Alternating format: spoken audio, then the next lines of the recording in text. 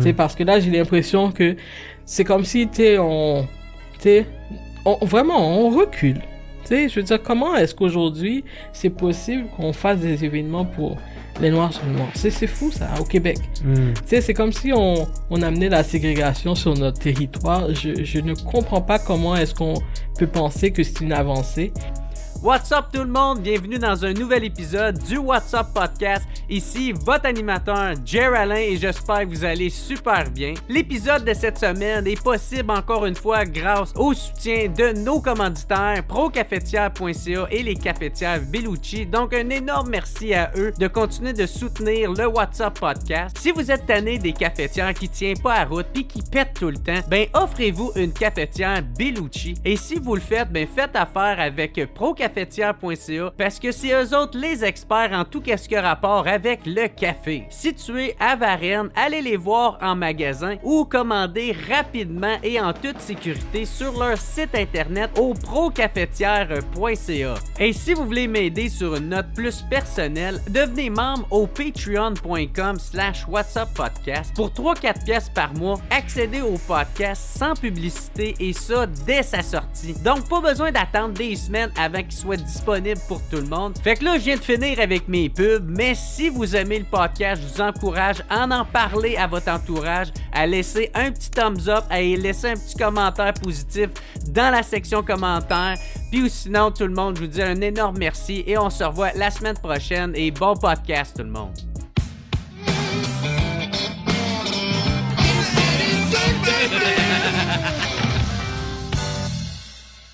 Fait que what's up tout le monde, bienvenue au What's Up Podcast. Aujourd'hui, je suis super content d'enfin la recevoir, Muriel Chatelier, qui vient sur le podcast. Elle est présidente de l'Association des Québécois unis contre le racialisme. Un gros merci d'être là au podcast. Ben, ça me fait plaisir. Je suis tellement content parce que ça avait été difficile de t'avoir. Hein? Il a fallu que je t'écrive une couple de fois parce que t'es bien sollicité à ce que j'ai cru comprendre aussi. En effet. Ben, merci beaucoup d'être là. On peut te voir aussi à travers plusieurs médias, autant que ça soit écrit que à la radio, parce que c'est ça, tu prends position contre le racialisme. Puis tu veux-tu nous expliquer c'est quoi ça, le racialisme? Parce qu'il y a plusieurs personnes, j'imagine, ne sont pas familiers avec ce terme-là. Là. Oui, ben en fait, ça, le racialisme, c'est de segmenter la société sur une base raciale. C'est aussi de penser nos enjeux puis nos rapports sociaux en fonction de la race. Donc, c'est quand même un phénomène qui est assez récent, je dirais, parce qu'avant on voyait pas ce qu'on voit aujourd'hui. Comme par exemple, tu sais, il y a des événements qui sont réservés pour les Noirs seulement. Il y a même des offres d'emploi qui sont réservées pour les personnes racisées. Ça, c'est des choses qu'on n'observait pas avant. Puis un des gros exemples de racialisme aujourd'hui, c'est dans notre système de justice. Donc ça, on l'a su assez récemment. Donc il y a des sortes de rapports, on appelle ça des EIOEC, donc des évaluations de l'incidence de l'origine ethnique et culturelle. Donc c'est des rapports qu'on utilise pour les personnes racisées pour expliquer que ces personnes-là ont vécu du racisme systémique dans leur vie, et ça permet en fonction de ces rapports-là de diminuer par exemple la peine d'une personne racisée. Ça pour moi c'est un exemple flagrant de racialisme, et puis comme je disais, c'est quand même un phénomène qui est quand même assez nouveau dans notre société. Ben c'est ça, les peines, eux autres ils appellent ça des peines qui sont adaptées à l'origine ethnique, là. Exactement. Donc moi ça, je trouve que c'est un scandale, parce que je pense qu'une peine doit être adaptée en fonction de l'acte qui a été commis et non en fonction de la race, en parenthèse là, entre guillemets. Là, ça devrait pas être en fonction de la race d'un criminel. Je trouve ça vraiment aberrant, puis je pense que pas mal tout le monde trouve ça aberrant. Si on regarde les commentaires, chaque fois qu'il y a une nouvelle qui sort là-dessus, les gens sont extrêmement choqués, et avec raison. Je pense pas que c'est le genre de société qu'on veut avoir, où justement on segmente la société en fonction de la race des gens. Ben oui, c'est ça, parce que dans le fond, ça crée un peu un autre système de justice parallèle là, à celui qu'on a déjà là en ce moment. Ben exactement, et puis en plus, pour les victimes, c'est d'une totale injustice. Tu sais, récemment, on a eu un cas, c'était dans un cas de féminicide en Colombie-Britannique. C'est quand même très grave que la personne, donc, elle a eu, je pense, la peine maximale, mais elle pourra sortir, elle pourra demander une libération conditionnelle dans 12 ans au lieu de 15. Parce que justement, on a présenté ce rapport sur le racisme systémique, donc ça a été comme une circonstance atténuante. Ouais, puis t'as enlevé une vie à quelqu'un. Tu sais, déjà 15, c'est pas beaucoup, là. Là, t'es rendu à 12. Ben, c'est ça, exactement. Donc, c'est ça, c'est vraiment, je pense que, j'espère qu'il va se passer quelque chose par rapport à ça, parce que c'est inacceptable. Puis cette nouvelle-là, par rapport au féminicide, elle a fait quand même le tour du monde. Là, j'ai vu sur les réseaux sociaux, c'était partout. Les gens étaient tellement choqués. Ils ont dit, mais voilà, qu'est-ce qui se passe au Canada? Mais c'est vrai que c'est choquant. Comment qu'on en est venu là? Tu sais, comment ça fait que c'est arrivé de même? Parce que moi, de qu'est-ce que je comprends, puis la lecture que j'en fais, c'est arrivé avec les réformes de Justin Trudeau. Là. Tu sais, il a voulu faire une réforme dans le système judiciaire, carcéral. Mais comment qu'on est arrivé à ça? Ben oui, le prétexte, c'est qu'on veut réduire la surreprésentation des personnes racisées et surtout noires, là, et des autochtones dans nos prisons. Donc, c'est une mesure qui découle de ça. Mais tu sais, globalement, tout ça, je pense que en tout cas, le racialisme, en tout cas, je pense que ça vient vraiment, c'est qu'on copie beaucoup ce qui se fait aux États-Unis. Donc, on réfléchit de la même façon, le racisme. Je trouve qu'on s'inspire beaucoup de ce qu'ils font. Je dis pas qu'ils font des EIOEC, là, mais ce que je parle globalement, je pense que notre paysage, il a changé au cours je pense, des 10 dernières années. C'est des nouveaux concepts. On doit faire face à des nouveaux concepts, mais qui sont pas, je trouve, très adaptés à notre réalité, à nous, ici, au Québec. Donc, c'est ça. Je pense que vraiment, tu sais, ça vient vraiment des États-Unis, ce mouvement-là. Puis nous, on a embarqué à pieds joints là-dedans. Puis c'est ça. Je trouve pas que c'est très adapté à notre réalité. Sur quoi qu'ils se basent pour arriver à ça? Fait que dans le fond, c'est à cause d'une surreprésentation des personnes noires dans le système carcéral. C'est le même. Puis est-ce que ces demandes-là viennent de la communauté ou où ça vient ces demandes-là? Ouais, on se pose la même question. Je pense pas que ça vient de la communauté parce que ce qu'on constate, c'est vraiment que les gens sont vraiment choqués. Mais moi, je pense qu'il y avait des groupes de pression qui ont fait pression auprès du gouvernement fédéral et parce que dans ce dossier-là, c'est que il y a aussi la règle ADU qui existe déjà pour les autochtones. Ça existe depuis 1999. Donc il y a des groupes de pression qui ont dit si les autochtones ils ont la règle ADU qui permet justement de réduire les peines d'incarcération, on va demander la même chose pour les personnes racisées. Donc c'est de là que ça part cette histoire-là. Puis comment que c'est reçu ça dans la communauté? Moi, personnellement... Moi, je sais que t'es pas une représentante non plus, là, tu sais. Non, je suis pas une représentante. C'est ça. Mais je pense que... Qu'est-ce que t'as pu constater? Moi, ce que je constate, c'est que les gens, généralement, vraiment sont choqués, là. C'est vraiment... C'est unanime. C'est unanime, que ce soit même au Canada anglais, au Québec ou ailleurs. Vraiment, les réactions, tout le monde est outré. Puis on se demande, justement, qui a demandé ça, au nom de qui? Parce que moi, je pense pas que, tu sais, une personne, tu lui dis, tu sais, si on assassine ton frère, ta sœur, écoute, si le contrevenant, il est noir, sa peine va être réduite. Je pense pas qu'il y a quelqu'un qui va dire, oui, c'est une bonne idée. Ouais, c'est ça. Donc, on se pose aussi la question, comment est-ce que quelque chose comme ça a pu s'infiltrer dans notre système de justice? Parce que, tu sais, c'est quand même inacceptable comme façon de faire. Mais, tu sais, corrige-moi si je me trompe, là, mais tu sais, si, mettons, les personnes noires, ils se font sortir plus rapidement, mais s'ils reviennent dans les mêmes quartiers, puis ces quartiers-là sont partagés par la communauté noire, les premières victimes de ces politiques-là, ça va être encore la communauté noire, là, fait qu'ils sont encore plus Ben c'est ça, à plaindre là-dedans. C'est eux autres encore plus les premières victimes de ces politiques-là. Là. Ben oui, parce que dans le fond, tu sais, c'est démontré là que les personnes commettent des crimes dans leur communauté. Donc, évidemment que les victimes sont surreprésentées aussi dans ces crimes-là. Donc, c'est évident que les personnes qui vont être le plus affectées par ça, c'est les personnes racisées. Mm-hmm. Donc, tu sais, moi, je sais pas à qui est-ce qu'on rend service en mettant en place une mesure comme ça, mais c'est certainement pas aux victimes qu'on rend service. Ben, les criminels, c'est les seuls Ben, qui en c'est ça. retirent gagnant de ça. Mais c'est ça, donc toutes les personnes vulnérables, que ce soit les femmes ou tu sais, les enfants, je sais pas, ou les jeunes, ben c'est ça. C'est comme si elles n'avaient pas droit à une justice de la même façon que les autres citoyens. Donc, bon, pour moi, c'est inadmissible. Non, parce que moi, tu sais, le rapport que tu as dit, que là, je connais pas l'acronyme. Là, parce qu'il était là. EIOEC. OK.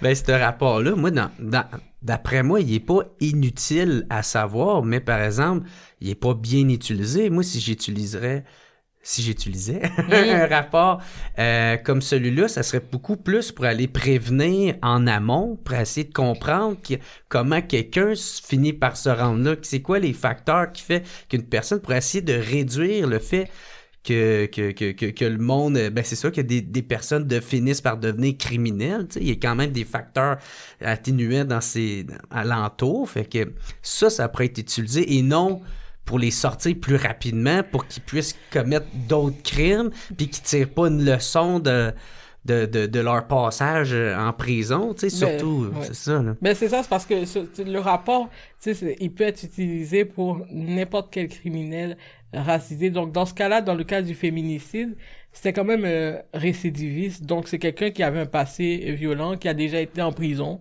Tu sais, c'est pas sa première incarcération. Donc, à quoi ça sert, dans un cas comme ça, d'utiliser une telle mesure, alors qu'on sait en plus que c'est un récidiviste, puis qu'il était impliqué dans des crimes violents avec armes.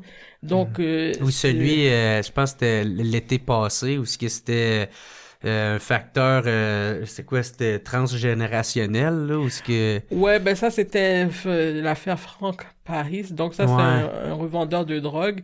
Donc lui aussi, on a diminué sa peine. Mais tu sais, il faut lire aussi ces rapports-là. C'est quand même assez aberrant. Qu'est-ce qu'on peut trouver là-dedans? Okay. J'ai lu le rapport de Franck Paris. C'est hallucinant. Je pense qu'il y avait Patrick Lagacé qui avait écrit un article là-dessus, qui avait écrit que c'était un rapport ésotérique. Mais c'est vrai, donc, tu sais, vraiment, je sais pas c'est quoi la valeur de ces rapports-là, mais il y a au moins une chose, c'est que les juges sont pas obligés d'en tenir compte dans le système de justice. Donc, c'est vraiment à leur discrétion. Moi, j'espère juste qu'il y aura pas beaucoup de juges qui vont en tenir compte, parce que c'est quand même, finalement, c'est eux qui décident si oui ou non ils utilisent ces rapports. Puis j'ai vu que à l'automne, il y avait un avocat qui a essayé aussi de présenter ce rapport-là dans une affaire de meurtre encore. Et le juge a dit non, ça c'était au Québec, là, le juge a dit non, je vais pas tenir compte de ce rapport. Donc, ce rapport-là n'a pas pu être présenté. Ça t'amène espoir un peu, c'est que, j'imagine? Ben, un peu, ça dépend.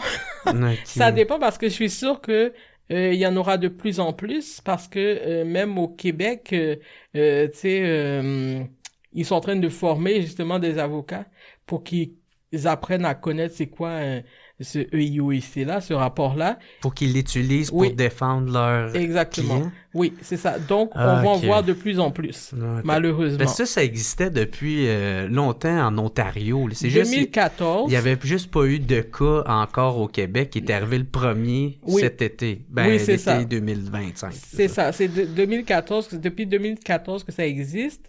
Mais c'est maintenant qu'on en entend de plus en plus parler. Donc, je sais pas exactement combien de personnes ont bénéficié de ce rapport-là, mais on constate en tout cas qu'il y en a de plus en plus. C'est quoi la responsabilité des juges qui appliquent ces rapports-là ou qui l'utilisent pour adoucir avoir des peines plus clémentes? Moi, ça me frustre là, d'entendre ça. Ben, et moi donc, moi aussi, mais tu sais, je pense que aussi la confiance du public, elle est minée par rapport à notre système de justice à cause de mesures comme ça.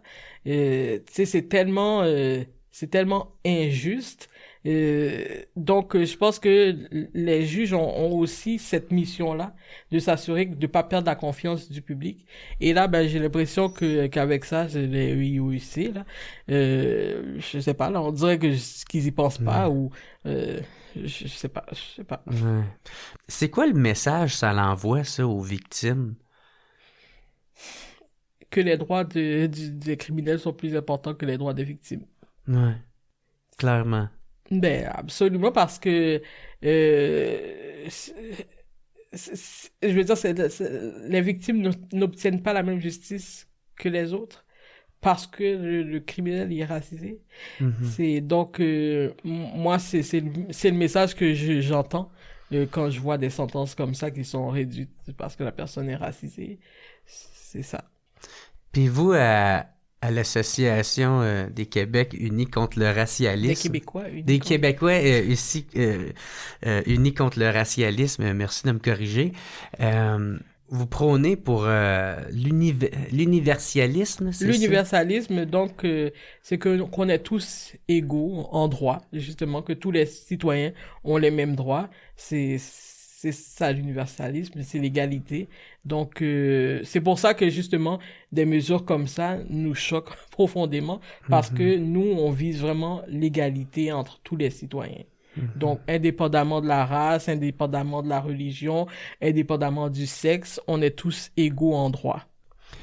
Vous avez parlé aussi des programmes EDI, là, pour ceux qui connaissent pas ça. Il y en a dans les entreprises, il y en avait beaucoup, là, ça a commencé à pas mal reculer, mais il y en avait aussi beaucoup au gouvernement de ça, je savais pas ça. J'ai appris ça dans le podcast fait avec Stéphane Bureau, le podcast Contact.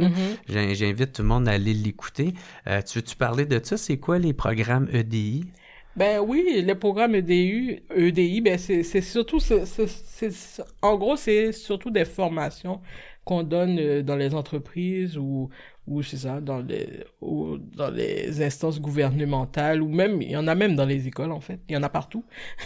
Puis c'est pas en diminution, je sais pas, ça diminue pas. Ah ouais. Ben, je sais qu'il y avait une couple d'entreprises qui avaient reculé, tu sais, Ford, oui, Harley Davidson. Aux États-Unis, oui. Ouais. Mais ici, je sais pas si c'est une tendance encore, là. Mais, faut en entendre encore un peu. Ben, c'est ça. Donc, ces formations-là, le problème, c'est que c'est des formations qui se basent beaucoup sur l'antiracisme, mais c'est des formations qui définissent, tu sais, les personnes, les groupes minoritaires comme des groupes opprimés, puis les groupes majoritaires comme des oppresseurs. Donc, c'est ce qu'on critique, nous qu'on critique les formations EDI, c'est essentiellement ça qu'on critique. Aujourd'hui, l'EDI, c'est devenu vraiment une grosse business, en fait, parce que c'est surtout des consultants qui vont dans les entreprises pour justement donner ces fameuses formations. Ouais. Et ça coûte beaucoup d'argent, mais c'est surtout que ces formations-là, ben, ça a été démontré qu'elles sont pas efficaces, qu'elles atteignent pas nécessairement les objectifs qui sont visés. Donc, c'est pour ça que je m'étonne qu'on continue à dispenser ces formations-là, alors que la recherche démontre quand même que c'est inefficace, même que ça peut avoir des effets nocifs. Et puis, tu sais, comme par exemple, tu sais, justement, quand tu vas dans une entreprise puis que tu présentes les groupes minoritaires comme des opprimés parce que, c'est ça, ils vivent des micro-agressions, mais ça fait en sorte que les autres personnes se disent, bon, ben là, tu sais, elles ont peur de commettre des impairs, tu sais. Elles se disent, ben, est-ce que j'ai le droit de dire ça? Est-ce que j'ai le droit de faire ça? Ça crée de l'incertitude, genre. Puis ben ça, puis elles marchent sur des œufs, tu sais, parce qu'elles sont pas sûres de ce qu'elles ont le droit de dire ou faire. Donc, je pense que c'est ça le problème avec les formations EDI. Si les résultats étaient positifs, tu sais, on n'en parlerait pas aujourd'hui. Mais c'est que, justement, les résultats, ben c'est ça démontre vraiment que c'est inefficace. Donc je m'étonne qu'on continue à en dispenser autant. Et je trouve pas que au Québec on recule beaucoup là-dessus. Au contraire, je pense que les gens sont très frileux par rapport à ça, parce que c'est quand même l'intention est bonne. Tu sais, dans le fond, on veut diminuer les inégalités. L'intention est bonne, mais c'est juste que les moyens qu'on prend pour y arriver, ben c'est pas les bons moyens. Mhm. Ben oui, puis c'est aussi qu'est-ce qui est dit là-dedans, tu sais, c'est quoi l'approche, c'est quoi la manière, c'est quoi la fonction, tu sais, parce que là, c'est un peu ça que vous disiez, là, tu sais, dans le podcast, tu sais, c'est quoi les intentions premières de ces formations-là? Est-ce que c'est de réellement informer puis essayer de mieux former le personnel? Est-ce que c'est au contraire une façon de convertir les infidèles, tu sais, ceux qui veulent pas se rapprocher à cette idéologie-là? Ou au contraire, les entreprises achètent ces formations-là parce qu'ils ont peur de se faire pointer du doigt, tu sais. Puis je pense qu'il y a un peu poser la question, c'est un peu y répondre. T'sais. Oui, ben c'est sûr que les entreprises ont peur parce que tu sais, tout le monde fait l'EDI. Donc si tu fais pas d'EDI, mais c'est un peu étrange. Tu sais.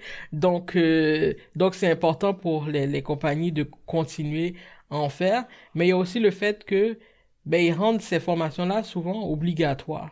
Donc ça c'est un autre problème. Puis le fait que ce soit obligatoire aussi, ben les gens ils vont peut-être à reculons et donc même ça, cette façon de d'obliger les gens à suivre ces formations-là, ben c'est démontrer aussi que c'est inefficace. Mhm. Donc c'est ça, c'est pour ça que c'est ça, je me demande comment ça se fait que ça se poursuit de façon aussi assidue dans les entreprises et puis même au gouvernement. Tu sais, parce que là, il y a eu American Apparel, là, tu sais, avec Sydney Sweeney, là, qui a fait une sortie Mhm. pour justement un peu se moquer du wokisme, puis on n'embarque pas là-dedans, puis ça a fait énormément parler.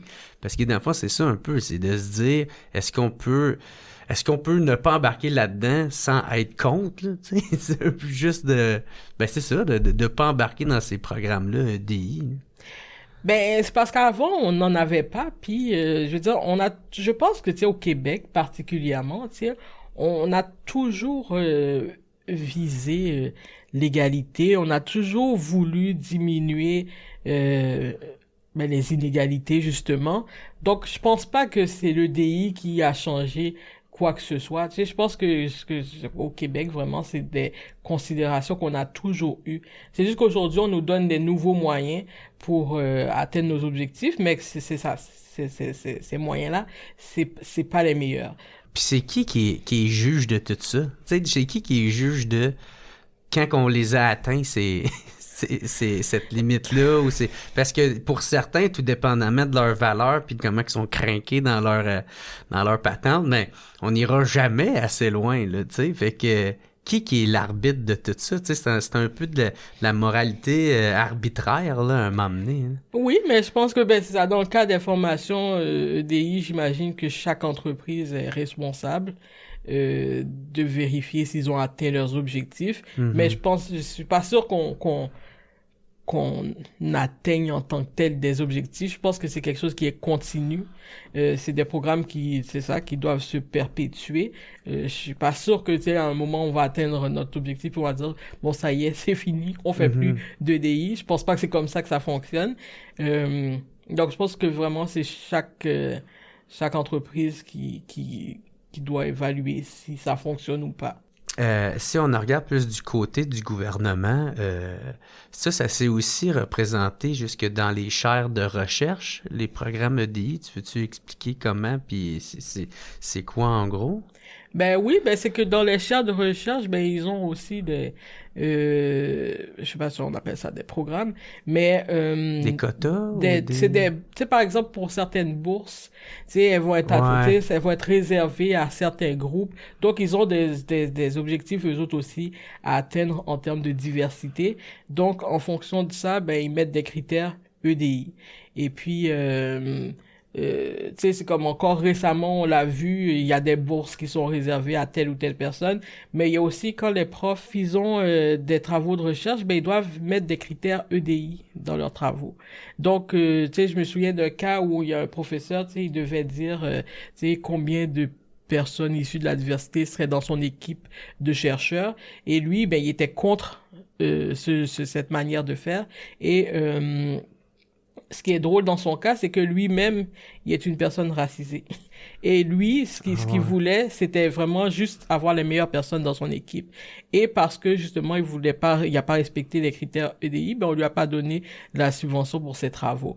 Donc ça, c'est là qu'on voit l'effet pervers. Donc c'est une personne racisée, celle qu'on est supposé protéger. Donc cette personne-là, ben elle n'a pas obtenu de subvention parce qu'elle n'a pas respecté les critères EDI. Tu sais, donc je trouve ça très ironique cette situation-là. Donc c'est ça. Mais d'une manière indirectement, ça doit faire chier quand même parce que, tu sais, si tu te fais accepter dans un programme ou quelque chose, puis là on apprend que t'es là, pas parce que t'étais la plus compétente ou la meilleure ou mais c'est parce que tu répondais à des cases. Ah, je suis une femme, ah, je suis noire, je suis lesbienne, tu sais. Tant que, en tout cas, je pense, avant, me semble, on voulait pas savoir qu'est-ce que tu faisais dans ta chambre à coucher, puis, tu sais. Non, fait mais on c'est dirait que ça. c'est quasiment une régression même si l'intention est peut-être bonne à la base, mais. Mais en fait, ce qu'ils vont dire, c'est que les personnes choisies sont quand même compétentes. Mais on rajoute quand même des critères, c'est ça, comme la race, le sexe, c'est des choses dont on parlait pas avant parce que justement, il y a des cibles de représentativité à atteindre. Donc, tu sais, je pense que les personnes sont quand même compétentes, mais ça a quand même, je pense que ça jette quand même un doute dans la tête des gens où ils vont se dire, ben, tu sais, si t'as été choisi, ouais, peut-être t'es compétente, mais tu sais, il y a quand même, tu sais, il reste qu'on t'a choisi parce que tu sais, t'es une personne racisée ou parce que c'est en fonction de ton sexe ou donc je pense que tu sais j'ai déjà entendu ce genre de questionnement et tu sais moi personnellement tu sais je serais vraiment mal à l'aise d'accepter un poste comme ça, un poste qui est basé sur des critères raciaux. Tu sais, pour moi, oui, ça, c'est vraiment une régression. Et puis, j'ai du mal à croire qu'on en arrive là, tu sais. Mais juste pour, c'est ça, atteindre des cibles de représentativité. Moi, je trouve pas que c'est la bonne façon de faire. Pour moi, tu sais, l'égalité, c'est aujourd'hui et maintenant, et ce, indépendamment des inégalités qui existent. Je pense qu'on doit quand même garder cet idéal-là, de viser l'égalité malgré tout. Ouais. Non, mais c'est ça, mais tu sais, moi, j'ai pas de doute à dire que ces personnes-là sont compétentes, là, certainement plus que moi, s'ils ont été capables de se rendre jusqu'à l'université. Mais à la personne même, tu sais, moi, je sais pas, là, si je gagne un concours de, je sais pas, en humour ou de quoi de même, puis je vois clairement que le gars à côté de moi ou la personne à côté de moi, c'était elle qui était nettement meilleure que moi. Moi, personnellement, ben, je me sentirais pas valide de l'avoir, ce trophée-là. Je me sentirais mal. Je serais comme, mais qu'est-ce que vous faites? Est-ce que vous savez pas de quoi vous parlez? Ouais, ben c'est ça. Ben moi aussi, là, pour moi, j'avais écrit une lettre d'opinion là-dessus. Puis moi, si un employeur il a besoin de savoir c'est quoi ma couleur de peau, ben moi, je veux pas travailler avec cette personne-là. C'est aussi simple que ça. C'est moi, si on m'embauche quelque part, c'est pour mes compétences, comme n'importe qui. Puis c'est ça aussi que je trouve un peu désolant avec ce genre de pratique-là, c'est qu'on met tout le monde dans le même panier. Tu sais, t'es noir, t'as besoin d'aide, peu importe, que tu sois né ici, que tu sois un immigrant, que tu sois arrivé ici jeune, vous êtes noir, vous avez le même vécu. Tu sais, c'est comme ça. Ben, c'est ça, mais, tu sais, je veux dire, c'est parce qu'on est différents, tu sais, on a tous des parcours qui sont différents. Et, tu sais, il y en a des personnes qui sont plus riches que d'autres, il y en a qui sont plus pauvres. Mais, tu sais, c'est là, maintenant, c'est comme, quand on fait ce genre de programme-là, c'est qu'on met tout le monde dans vraiment le même panier. Ça veut dire que une personne, là, qui est issue d'une famille, je sais pas moi, millionnaire, tu sais, elle va avoir le même traitement qu'une personne qui est au bas de l'échelle de la société sur la seule base de sa couleur de peau. Et je trouve ça un petit peu aberrant de réduire ainsi les gens, tu sais. C'est ça. Puis avant, on parlait beaucoup plus de conditions socio-économiques. Puis j'ai l'impression que ça, c'est vraiment, depuis qu'on parle de diversité constamment, j'ai l'impression que c'est évacué du discours sur la place publique. Là, on parle presque plus des conditions socio-économiques. Ça, je trouve ça vraiment absolument incroyable. C'est qu'on accorde autant de place justement à la question de la race. Ça aussi pour moi c'est vraiment un recul que j'ai du mal à m'expliquer, en fait. Ouais. Ben, dans le livre de l'anti-civilisation de Étienne-Alexandre Beauregard, c'est ça qui est décrit là-dedans. Il dit que la société est en train de se diviser. Avant, c'était comme les classes de riches et des pauvres, mais maintenant, ça se distingue plus en fonction de si tu es allé à l'université, puis si tu fais partie plus de, je sais pas, des quartiers populaires, ouvriers... Parce que c'est là qu'il y a une grosse distinction mais ça m'emmène aussi à poser la question de, tu sais, dans les universités aussi, c'est rendu comme ça aussi, tu sais, qu'il y a de moins en moins de liberté académique, j'ai l'impression, puis que, encore une fois, c'est ça, l'idéologie l'embarque beaucoup, là. Ben oui, malheureusement, tu sais, on voit qu'il y a même des programmes, là, qui sont basés sur ce genre d'idéologie et tu sais, encore une fois, c'est des choses qu'on voyait pas avant. Tu sais, c'est aussi, tu sais, c'est des concepts, on utilise des concepts comme si c'était des vérités absolues, comme par exemple le racisme systémique. Tu sais, mais tu sais, ce sont des choses qu'on a le droit de questionner. Tu sais, je veux dire, ça a quand même un impact sur notre société, sur notre vie au quotidien. Donc, ça, on devrait pouvoir questionner, mais tu sais, c'est rendu aujourd'hui que c'est ça, on nous présente ces concepts-là comme des vérités qu'on devrait accepter, comme le privilège blanc, la fragilité blanche, l'appropriation culturelle. Tu sais, c'est tous des concepts qu'on devrait accepter tels quels et ne jamais remettre en question. Alors que moi, je trouve au contraire qu'on devrait les remettre en question. Là, je suis contente parce qu'aujourd'hui, on peut le faire davantage. Parce que moi, quand j'ai commencé à écrire sur le, tu sais, que j'adhérais pas au racisme systémique, c'était en 2020, là, c'était les insultes qu'on me lançait, là, c'était absolument incroyable, là. Dans le fond, on voulait me faire taire. Et puis, aujourd'hui, je trouve que on a plus l'occasion, justement, de critiquer ces concepts-là. Puis moi, je trouve que c'est une bonne chose, parce que tout concept est critiquable.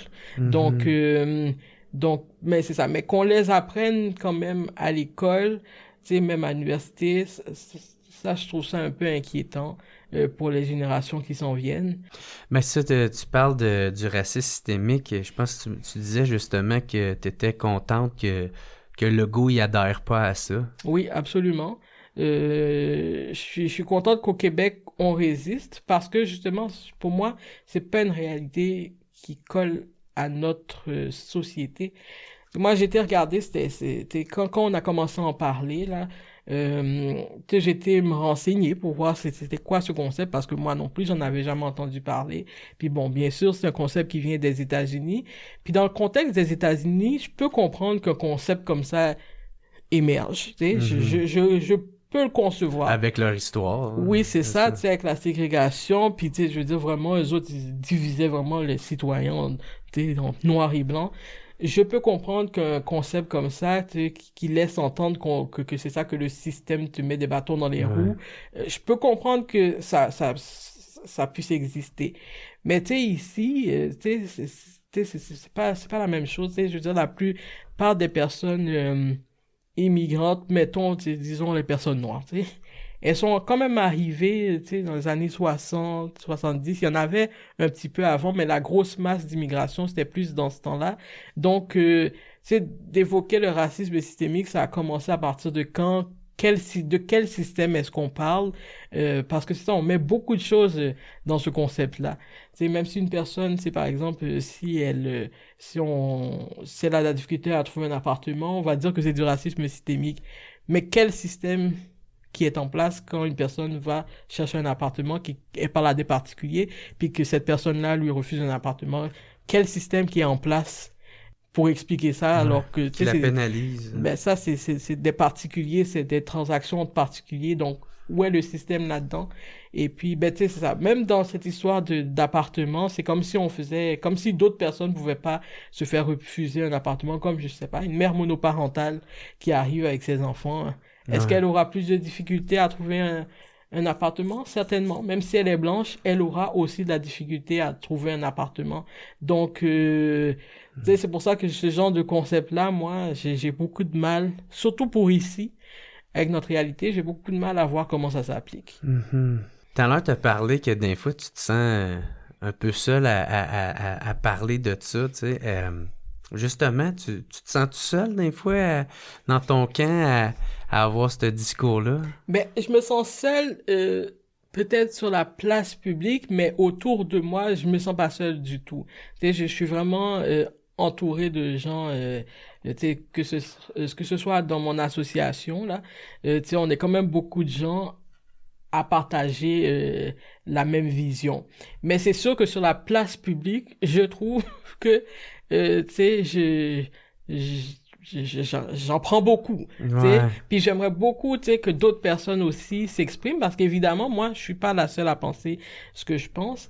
Mais c'est sûr que c'est des questions, c'est des débats qui sont difficiles. Et puis, ben, il faut avoir la couenne dure parce que on se fait attaquer, hein? On se fait attaquer et on se fait traîner dans la boue, on se fait insulter.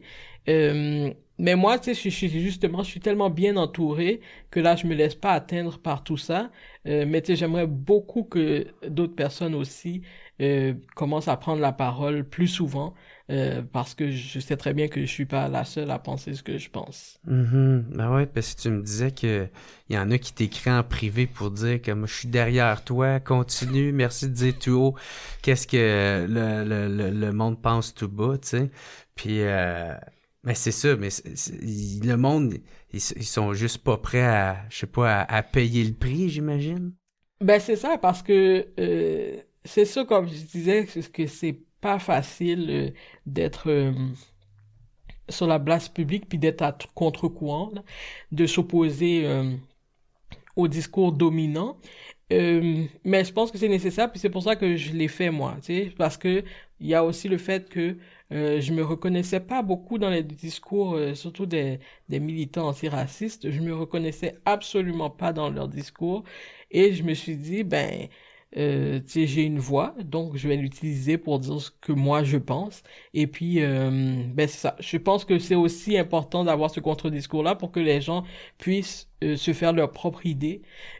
Parce que là, tu sais, pendant des années, c'est vraiment, c'est comme s'il y avait une unanimité, tu sais, dans cette cause antiraciste. Là, vraiment, on entendait que les mêmes discours là, tu sais, vraiment c'était la même chose partout, un racisme systémique, privilège blanc, tu sais, c'était vraiment les mêmes discours, homogènes. Et tu sais, je sais bien que dans la vraie vie, c'est pas comme ça que ça se passe. Il y a toutes sortes d'opinions qui circulent, mais tu sais, vraiment sur la place publique, c'était vraiment dominé par tu sais, les discours des militants antiracistes. Et bah c'est ça. Mais là, je suis contente aujourd'hui, justement, comme je disais, qu'aujourd'hui, qu'on peut s'exprimer plus, on laisse plus de place à ce contre-discours-là. C'est chose qui était, je me souviens même à mes débuts, quand j'ai commencé à écrire mes textes d'opinion, ben, tu sais, on les acceptait pas toujours dans les médias, hein. C'était pas automatique, donc c'était pas facile au début. Aujourd'hui, j'ai pas de difficulté si je dois publier une lettre ouverte, j'ai pas de difficulté à la faire publier, mais c'était pas la même chose il y a quelques années. Donc, je pense que maintenant, ben, je vois que de toute façon, qu'il y a de plus en plus aussi de citoyens qui prennent la parole dans l'espace public.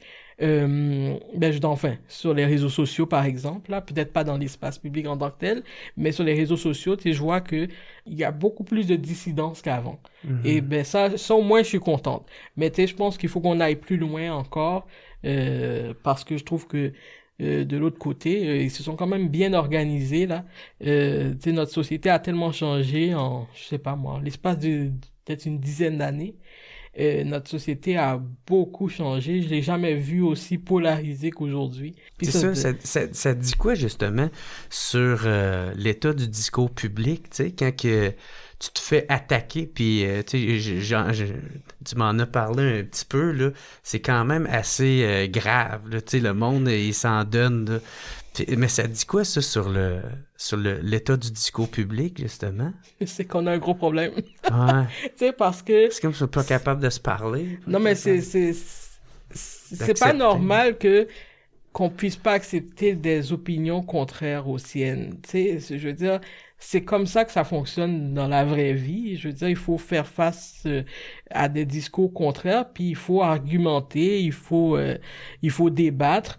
Mais c'est ça, mais là, tu sais, je pense que le débat se porte très mal au Québec. De toute façon, on n'a pas beaucoup, on voit pas, on n'entend pas beaucoup de débats de toute façon. Non, chacun dans leur coin. Ben c'est ça. Donc, mais je pense que ben de plus en plus, il faut qu'on aille vers cette voie-là parce que c'est pas normal que de s'exprimer, ben te mettre dans une position comme ça où t'es quasiment en danger, ça n'a aucun sens. On peut attaquer ton emploi, on peut attaquer ta famille, juste parce qu'on n'est pas d'accord avec ton opinion. Ça, je trouve que c'est vraiment c'est un problème là. Je veux dire, moi, il y a beaucoup de personnes avec qui je suis pas d'accord. Je vais pas chercher à leur nuire pour autant. Tu sais, donc, je pense que ben c'est ça qu'il faut qu'on réapprenne les désaccords. Puis c'est ça, puis même dans les formations EDI, c'est comme si on essaye aussi on essaye aussi de contrôler un peu nos instincts là. J'ai donné un exemple. Tu sais, par exemple, il y a une question qui revient là. On dit bon, si par exemple il y a une personne qui est handicapée, elle est dans une chaise roulante puis elle échappe une feuille de papier, qu'est-ce que tu fais? Donc là, on donne 4 choix de réponse. Tu ramasses le papier, tu lui demandes si tu dois ramasser le papier, tu ramasses pas la feuille de papier. Bon, on te donne plusieurs choix de réponse. Mais tu sais, dans le fond, c'est comme si c'est ton instinct qui serait de ramasser la feuille. Hein. C'est comme ça, on te dit, ben, c'est pas la bonne chose. Faut que tu réfléchisses un peu à l'impact que ça peut avoir sur l'autre personne. Mais admettons que, tu sais, que la personne n'est pas contente, ben, elle a qu'à le dire. Puis, tu sais, vous en discutez, et puis c'est fini, vous passez à autre chose. Mais c'est comme si on veut justement empêcher même ce désaccord-là d'exister. Mais alors que, je veux dire, dans la vraie vie, c'est pas comme ça que ça fonctionne. Il y a des désaccords, il y a des malentendus, il y a des malaises. C'est la vie. Donc, tu sais, je veux dire, on peut pas empêcher les gens de vivre. Tu sais, donc, c'est ça. J'ai déjà été dans cette situation-là. Je voyais qu'il y avait quelqu'un en chaise roulante qui s'en venait. Fait que là, je me suis grouillé pour aller y ouvrir la porte. Il était en tabarnak. Ben, Ça ouais. colle. Puis moi, je me sens allé super mal à l'aise. Ouais, fait que c'est ça. Ben, c'est ça, mais elle en est pas morte, toi non plus. Non. Non. Mais c'est ça. Mais c'est vrai que ça crée, par exemple, un genre de... Ben, je le fais-tu la prochaine fois? Je l'aide-tu ou je l'aide-tu pas? C'est un peu ça. Mais en tout cas, c'est ça qu'ils appellent la vie, là, aussi, en même temps. Là. Ben, c'est ça. Je veux dire, il y a des malaises. Ça fait partie de la vie. Ben oui. Comment que ton discours il est reçu dans ta communauté, tu sais, dans la communauté noire? Comment que c'est reçu? Est-ce qu'il y en a qui sont très fâchés contre toi? Ou est-ce qu'il y en a carrément à l'autre opposé qui doit, j'imagine, d'être très d'accord avec ce que tu dis? Ben oui, c'est sûr qu'il y a les deux camps. Mais oui, il y a beaucoup de personnes. Ben, je pense que les gens, peut-être, ont de la difficulté peut-être à comprendre mon discours parce que justement, c'est pas un discours qu'on entend souvent. Tu sais, il y a des gens qui pensent que, tu sais, j'aime pas les Noirs, par exemple. Tu sais. Mais non, c'est que je critique certaines dérive, ce que j'estime qui est une dérive, je critique. Puis même si cette dérive-là, elle vient d'une personne noire, mais je vais dire que c'est une dérive quand même. C'est même si la personne est noire comme moi. C'est pas quelque chose qui va m'arrêter. Donc je pense que c'est pour ça qu'on me considère souvent comme une traître. Parce que je critique... tu peux critiquer des personnes qui sont noires, tu sais. Mais je veux dire, ça aussi, je veux dire, c'est normal. On n'est pas un bloc monolithique. Donc, il y a aussi des gens, comme je dis, qui adhèrent totalement à mon discours, puis qui sont noirs aussi. Peut-être que ces personnes-là, on les entend moins, mais elles existent également. Et moi, je suis quand même à la recherche de la vérité. Et puis moi, je dis pas que je détiens la vérité, mais pour moi, c'est important de chercher la vérité. Puis pour y arriver, ben c'est ça, il faut entendre tous les points de vue. Donc, faut libérer la parole. Ben exactement, c'est ça. Et puis, mais ça, comme j'ai dit, j'estime que la parole est de plus en plus libérée. Mais je pense que c'est ça, il faut aller quand même encore plus loin.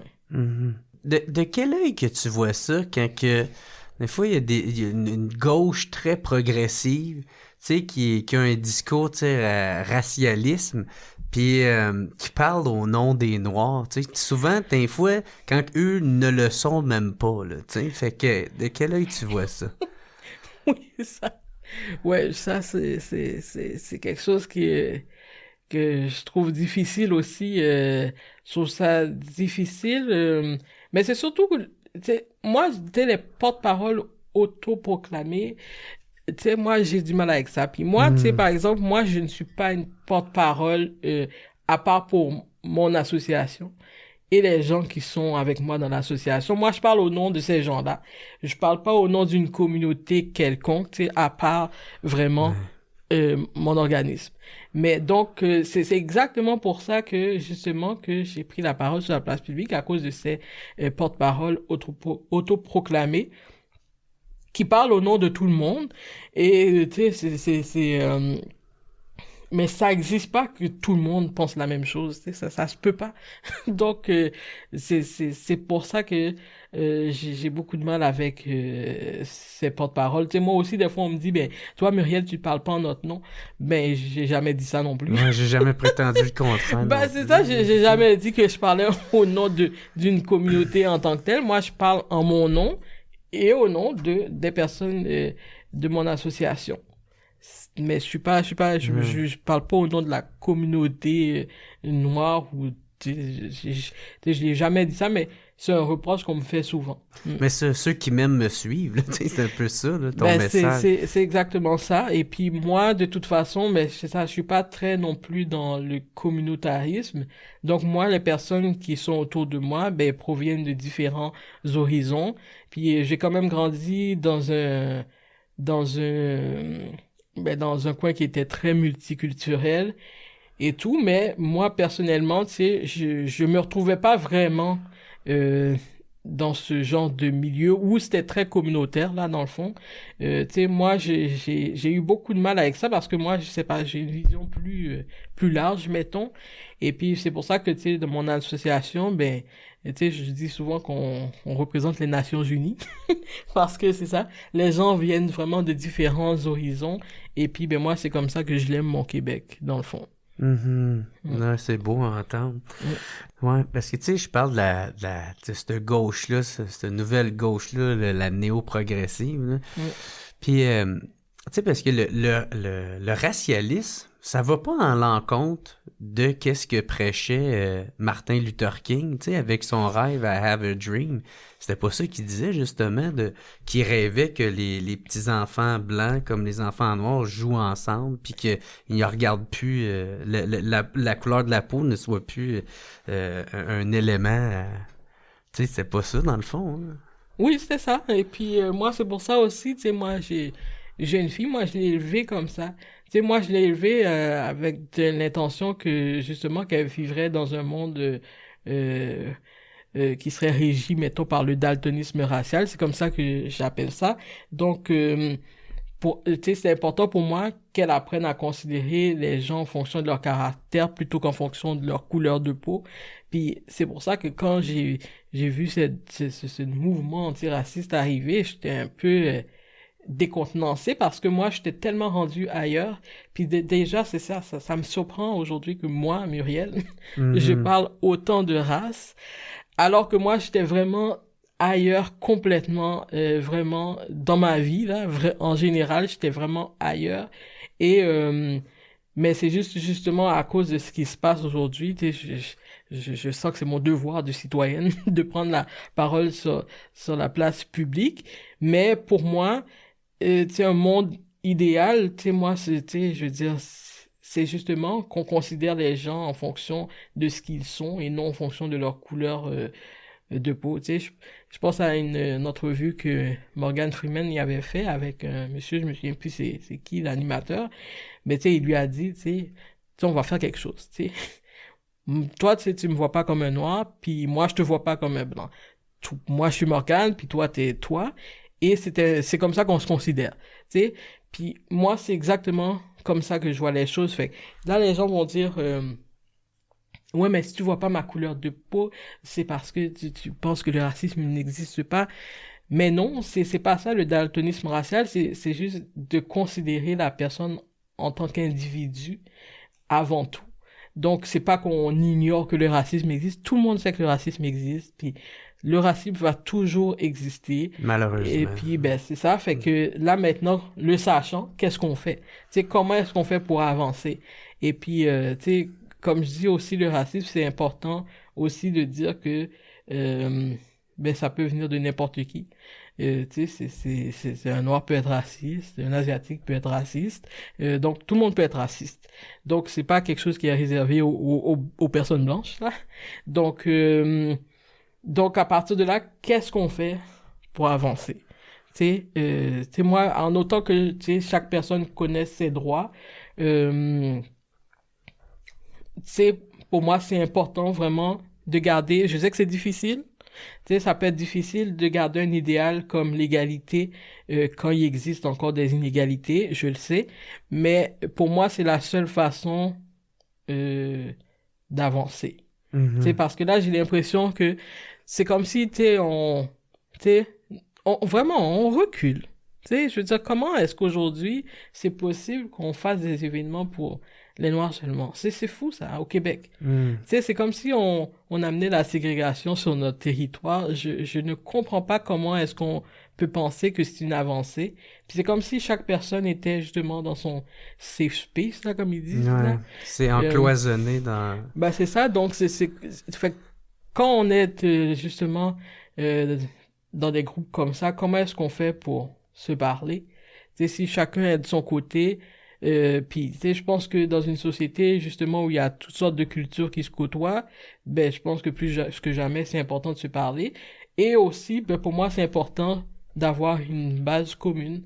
Puis tu sais, ça c'est quelque chose que le multiculturalisme il permet pas, puisque pour le multiculturalisme tout le monde peut être dans son coin, séparé, puis on peut être sur le même territoire, mais on peut cohabiter comme ça. Ben pour moi, c'est pas une façon de cohabiter. Moi, je pense qu'il faut vraiment qu'on partage des valeurs communes, un destin commun.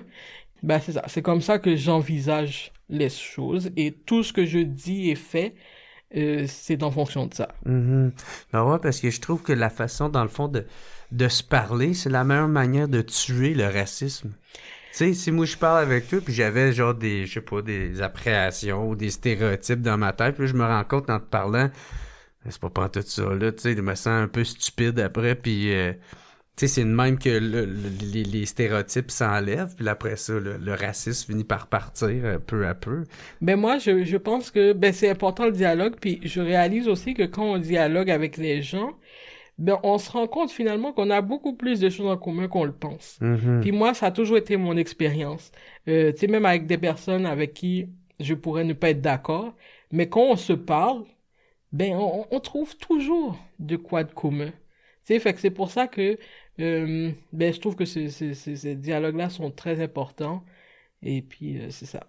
Avant de terminer, j'aimerais ça qu'on parle du statut Facebook que tu as fait sur ta mère. Ça te dérange pas? Non. Ben, j'ai tellement trouvé ça beau. Là. Tu as rendu hommage parce que tu avais déjà fait un statut qui parlait de ton père qui t'amenait, toi et ta sœur, à la bibliothèque. Puis là, c'est là que tu as découvert un monde qui s'ouvrait à toi avec la littérature. Oui. Puis là, tu passais ton temps à louer des livres puis à les lire.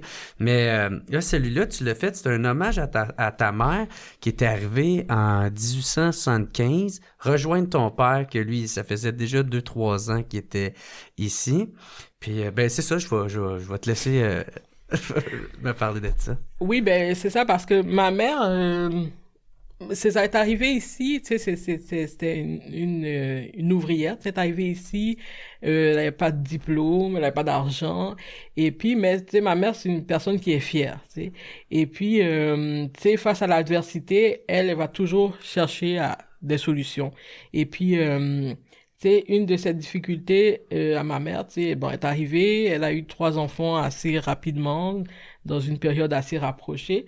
Puis une de ces difficultés, c'était de trouver un logement justement pour sa famille. Donc quand elle arrivait avec 3 enfants, tu sais, on lui fait, tu sais, visiter des appartements, on lui fermait souvent la porte au nez. Et puis ben ma mère, elle s'est dit bon, ben puisque c'est comme ça, ben je vais m'acheter une maison. Et puis, donc, elle s'est renseignée pour voir comment ça fonctionnait. Puis avec mon père, ben, elle a ramassé son argent, puis elle s'est acheté une première maison. Et puis, tu sais, ma mère, c'était du genre à se dire, tu sais, ça est arrivé ici, elle s'est dit, tu sais, moi, c'est pas vrai que je vais venir dans un pays aussi riche que le Canada, puis que je vais être pauvre. Tu sais, fait que donc, elle s'est vraiment débrouillée avec les moyens du bord. Puis, tu sais, on peut imaginer que, tu sais, ma mère est arrivée ici, ça, je pense, en 74. On peut imaginer qu'elle a vécu beaucoup plus de racisme que moi, tu sais. Je veux dire, donc, que les choses ont été beaucoup plus difficiles pour elle. Tu sais, moi, je suis né ici. Il y a plus de préjugés, ben, sûrement. c'est sûr. Ouais. Mais est-ce que ça l'a empêché de faire ce qu'elle avait à faire? Non. Je veux dire, elle a quand même, tu sais, elle, le système, elle voyait pas ça comme un ennemi ou comme quelque chose qui lui mettait des bâtons dans les roues. Au contraire, elle a utilisé le système à son avantage. Elle s'est dit, ben, tu sais, si j'ai un bon crédit, si j'ai une mise de fonds, ben, je peux avoir une maison comme n'importe qui. Donc c'est ça. Fait que, tu sais, à la fin de ma publication, je dis, ben, justement, ma mère, tu sais, c'est l'exemple, justement, qui me montre que, le racisme systémique, tu sais, c'est quelque chose, j'ai dit, de la difficulté à croire. Si une personne comme ma mère, qui est arrivée ici avec rien du tout, a pu se débrouiller comme elle le fait, ben, tu sais, c'est pas moi aujourd'hui que j'allais dire à ma mère, oh, écoute, maman, tu sais, moi, tu sais, le système, vraiment, tu sais, il est contre moi, tu sais, parce que je suis noire, tu sais, je veux dire, je peux pas tenir un discours comme ça, tu sais, c'est pas possible pour moi de dire ça à ma mère, tu sais, tu sais, elle va pas comprendre, tu sais, donc, c'est ça, fait que j'ai tenu à rendre hommage à ma mère, mais aussi, tu sais, en même temps, c'est un hommage aussi à nos parents, tu sais, ces parents qui sont arrivés ici, et puis, ben, qui se sont démerdés. Tu sais, vraiment, moi, tu sais, moi, j'ai grandi quand même dans un quartier où les parents, tu sais, ils se sont tous démerdés. Tu sais, malgré, face à l'adversité, tu sais, ils se sont tenus debout, ils sont restés fiers, puis ils ont foncé. Donc, tu sais, j'ai rendu hommage à ma mère, mais tu sais, c'est vraiment, tu sais, à ce genre de parents-là qui se sont vraiment, qui se sont tenus debout malgré tout. Et puis, bah, c'est ça. Je suis fier d'être la fille de Madame Châtelier. Ben oui, c'est ça. Ben, elle t'a donné l'exemple à suivre, puis elle t'a donné une leçon de pourquoi il faut foncer, puis il faut avancer, puis pas s'arrêter, pas s'identifier. C'est ça que t'as dit. De pas, c'est ça, de pas se définir par ses entraves, là, tu sais. Ben exactement, c'est pour ça, tu sais, même moi, tu sais, je suis une mère monoparentale, tu sais, puis, tu sais, quand j'ai su que j'allais avoir un enfant, je savais que j'allais l'élever toute seule. Bon, enfin, son père est toujours là, mais, tu sais, je veux dire, je suis une mère monoparentale. Mais, quand je regardais les statistiques, bon, ça disait, bon, tu sais, dans tel quartier, le taux de monoparentalité est beaucoup plus élevé, tu sais, ces personnes-là sont plus pauvres, bon. Fait que moi, j'ai regardé ça, je dis, ben, en tout cas, moi, je ne rentrerai pas dans ces statistiques-là. Puis, je me suis démerdé. Tu sais, je savais que, tu sais, il me fallait un diplôme universitaire, tu sais, dans notre système, là. C'est important. Fait que c'est ce que j'ai fait, tu sais, j'ai été à l'université, même avec mon bébé, tu sais, je l'ai même emmené à l'école, hein, pour faire des travaux d'équipe. Ah, elle était bonne. Ouais, je l'ai emmené parce que, ben, j'avais pas de gardienne. Fait que je me suis débrouillée, puis pour moi, c'était hors de question que je rentre dans les statistiques. Puis je me suis vraiment débrouillée pour avoir, une vie tout à fait respectable et puis aussi tu sais donner à ma fille aussi tu sais un environnement stable et tout malgré sécuritaire. Bah c'est ça malgré le fait que je suis une mère monoparentale, tu sais. Donc moi je trouve que tu sais il y a beaucoup de gens qui malheureusement ben vont se définir justement en fonction de ce qu'on leur dit. T'sais, on leur dit ben tu sais pour toi ça va être difficile, tu sais tu vas faire face à des obstacles. Mais moi je trouve que c'est important d'aller au-delà de ce genre de discours-là, puis de se fier à soi-même et puis de se bâtir sa propre expérience parce que tu sais moi c'est ce que j'ai fait en tout cas. Ouais. Ben, c'est ça, parce que j'avais déjà entendu une étude qui avait été faite dans les années, je pense que c'est dans les années 80, pour montrer les dangers un peu de la victimisation. Tu sais, il y avait, je sais pas si tu en avais entendu parler, mais il y avait, dans le fond, je pense que c'était un groupe d'étudiants, puis il avait demandé, il en avait pris genre 4-5, puis il leur avait mis des cicatrices dans la face, ils avaient peinture, puis après ça, il leur a montré au miroir, faire comment, regarde, c'est à ça ressemble, puis il a fait, oh, OK, puis il dit, OK, attends une minute, on va juste essayer de les améliorer, puis tout ça, mais ils les ont enlevés à leur insu. Puis là, après ça, il est allé les envoyer faire soit une entrevue, soit se promener dans la rue. Puis là, après ça, parlez-nous de votre expérience. Comment vous êtes senti par rapport au regard des autres? Puis sans savoir à leur insu que il avait enlevé les cicatrices. Il n'y avait rien en fait. C'était bien normal. Là. Puis ils ont tout revenu en disant « Ah, je me sentais dévisagé. Je me sentais... vraiment comme en tout cas, je pense qu'ils m'ont pas pris en entrevue à cause de ça, puis je sens qu'ils m'ont beaucoup regardé, puis j'avais de l'air dévisagé, puis tout ça. Puis là, après ça, il leur a dit, ben vous avez absolument rien, c'est pour montrer à quel point que nos propres interprétations de la victimisation, comment qu'elle peut être ancrée puis fort en dedans de nous autres. Par rapport à nos propres perceptions de ça, de qu'est-ce qu'on a. Là, ben, c'est ça, puis ça me fait penser aux personnes qui, par exemple, les personnes racisées qui disent ben moi, je peux pas dire que je suis un Québécois parce que ben il y a plein de personnes qui me disent que je suis pas un Québécois. Il y a des gens qui m'ont dit retourne chez vous. Donc moi dans ce contexte-là, je peux pas me définir comme Québécois. Mais moi, ça c'est un discours que je trouve étrange parce que pour moi, se définir, c'est à partir de son propre regard. Tu peux pas laisser quelqu'un décider à ta place qui t'es. Donc moi, tu sais, on m'a déjà dit, moi aussi, là, je me souviendrai toujours de ça, quelqu'un m'a dit, tu sais, il me dit, Muriel, comment tu te définis? Je dis, ben, je suis une Québécoise. Puis là, la personne m'a dit, ouf, ça va prendre du temps avant qu'on accepte que tu dises une chose pareille. Je suis comme, ah, OK. Tu sais, je veux dire, c'est pas vraiment mon problème, moi, que, tu sais, ça prenne du temps à certaines personnes.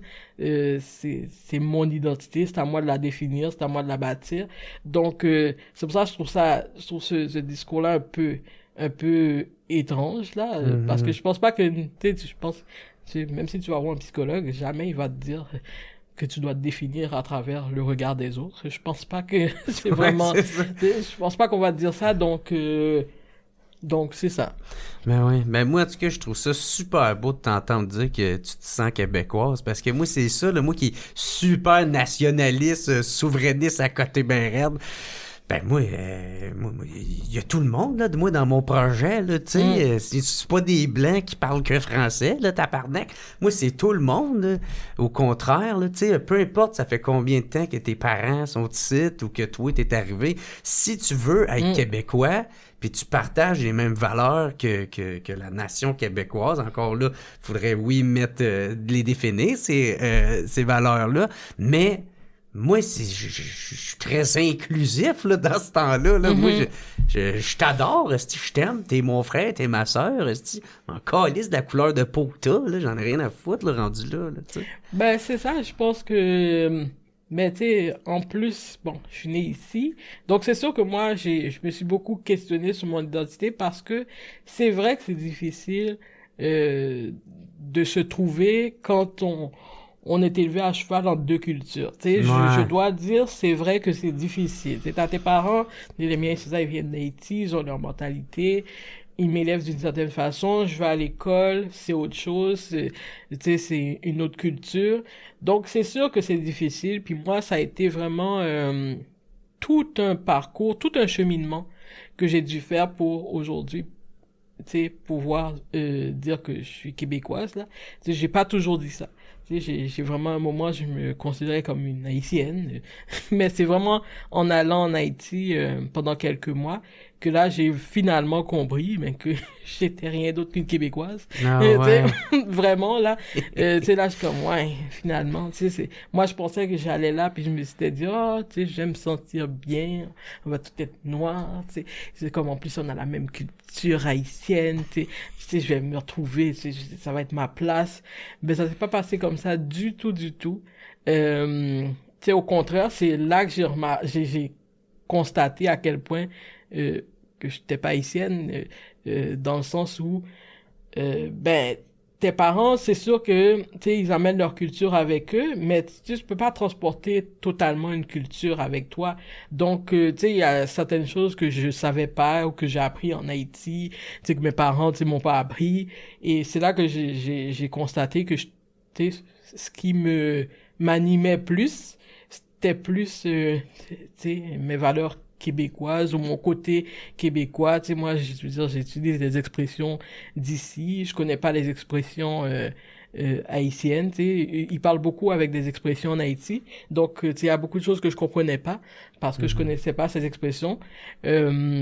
Non, tu disais que tu t'avais senti bien québécoise quand t'avais vu à la télé Colette qui Oui. parlait d'une tempête de neige, t'étais comme « J'aimerais ça y retourner. Ça, vraiment, ça, je sais pas qu'est-ce qu'il y a de plus québécois que ça, d'être au chaud puis de vouloir être dans la neige. Je veux dire, ça, je suis comme, ouais, finalement, tu sais, moi, un hiver sans neige, là, c'est une catastrophe, là. Avoir affronté la guerre de la tempête de neige toute une saison, là, c'est de quoi qui nous fait rallumer sur tout le même dénominateur commun. Ah oui, ça, c'est sûr, la neige, puis en plus, on a-tu un bel hiver cette année? Ça, c'est un vrai hiver. T'es même arrivé un petit peu en retard à cause de ton char gelé. Oui, exactement. Ça c'est l'hiver du Québec. Puis, tu sais, en conclusion, comment aider le discours public? Tu sais, comment faire en sorte d'avoir un meilleur vivre ensemble, tu sais, de tout le monde, peu importe ta couleur de peau? C'est une grosse question. Je pense que il faut créer des espaces de discussion. Et puis, je pense que c'est ça, il faut que les gens se parlent. Tu sais, vraiment. Libérer la parole. Oui, il faut absolument que les gens se parlent parce que, comme j'ai dit, quand on se parle, on trouve toujours de quoi de commun. Donc, tu sais, même les personnes là, tu sais, vraiment qui sont en désaccord, il faut qu'elle se parle quand même. Mm-hmm. Sans diaboliser l'autre ou l'autre camp. C'est ça, donc... de bonne foi. Moi, tu sais, j'ai vraiment pas peur. Tu sais, même dans mes proches, tu sais, il y a des gens qui sont pas nécessairement d'accord avec moi. Mais moi, c'est pas quelque chose qui me fait peur d'avoir des désaccords avec quelqu'un. Tu sais, donc moi, tu sais, vraiment, je suis entouré de toutes sortes de gens. Tu sais, moi, je suis vraiment pas dans une chambre d'écho. Tu sais, même dans ma propre famille, je suis pas dans une chambre d'écho. Donc c'est ça, il faut sortir de ces chambres d'écho là parce que il y a beaucoup de gens qui sont présentement dans des chambres d'écho et puis qui entendent les mêmes discours constamment. Tu sais, faut aller voir ce qui se dit ailleurs. C'est ça. Ouais, puis les différentes solutions, les différentes réflexions qu'il y a par rapport à ça. Mais encore une fois, de bonne foi. Tu sais, moi, parler avec du monde de mauvaise foi, peu importe. Je le fais quand même, parce que je suis tout le temps curieux quand même de savoir s'il n'y a pas une information qui a passé en dessous qui m'a échappé ou de quoi de même. Parce que moi, je cherche réellement à comprendre des fois des phénomènes ou comprendre qu'est-ce qui se passe, que j'en sois en accord ou non, là, tu sais. C'est sûr que il y a des dialogues qui sont plus difficiles que d'autres. Ouais. On va pas se le cacher parce que c'est sûr que des fois ça peut arriver qu'il y ait pas de point de rencontre. C'est possible aussi. Mais ça devrait pas nous empêcher de discuter quand même. Mais je conviens que des fois ça peut être très difficile. Ouais. Hey, Muriel Chatelier, merci beaucoup, c'est super apprécié. Merci beaucoup d'être venu au podcast. Si on veut te suivre, moi je te suis pas mal beaucoup sur Facebook, mais est-ce que tu as d'autres réseaux sociaux où est-ce qu'on peut te suivre? Moi, je suis surtout sur Facebook, je suis sur X aussi. OK. Et puis, il y a le site de la cure, là, acure.org.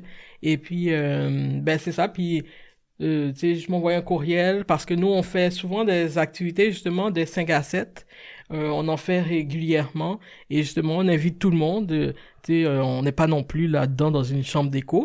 On invite les gens à se joindre à nous, à venir discuter autour d'un verre.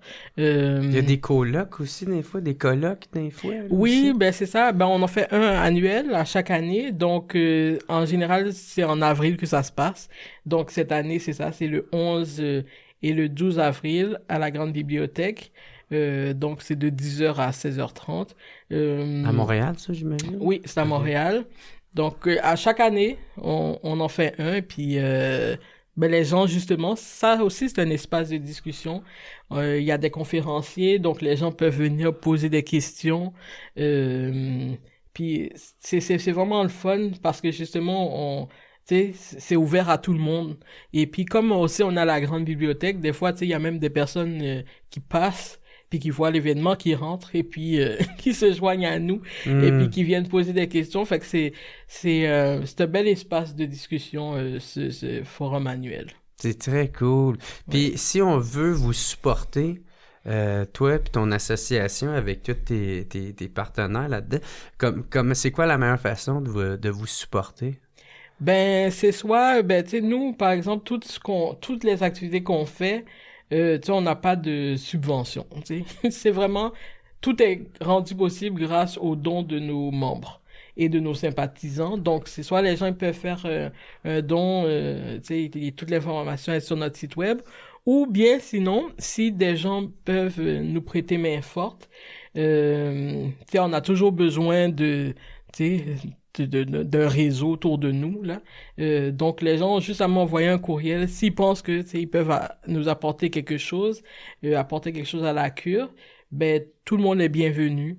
Nos portes sont grandes ouvertes. OK, bon ben c'est parfait. Encore une fois, un gros merci d'être venu au WhatsApp Podcast, d'avoir accepté mon invitation, c'est super apprécié, c'était super intéressant. Merci pour le beau combat, entre guillemets, que vous menez à l'Association des Québécois unis contre le racialisme. C'est super apprécié, fait qu'un gros merci. J'aimerais dire un gros merci aussi à mes commanditaires, procafetière.ca et les cafetières Bellucci, qui t'offre la poche de café du WhatsApp Podcast que le monde peut se procurer au procafetière.ca. Puis pour le monde qui veulent me supporter, vous pouvez toujours devenir membre au patreon.com/WhatsApp Podcast. Ça vous permet d'écouter tous les podcasts d'avance et pas besoin d'attendre qu'ils sortent en ordre chronologique sur ma chaîne YouTube. Puis en plus, vous pouvez tous les écouter, les épisodes, sans pause publicitaire. Je sais à quel point que ça peut faire chier. Puis en plus, ben ça me supporte financièrement, puis c'est ça qui fait en sorte que je peux continuer ce beau podcast-là. Fait que bref, sur ce, je crois avoir pas mal tout dit. Fait que un gros merci. Je te laisse le mot de la fin, si tu veux dire quelque chose. Ben, joignez-vous à la cure, devenez membre, c'est gratuit, et puis on a bien du fun, même si on aborde des sujets très sérieux. On en fait ça. Hey, merci beaucoup tout le monde d'avoir écouté. On se revoit la semaine prochaine. Bye bye.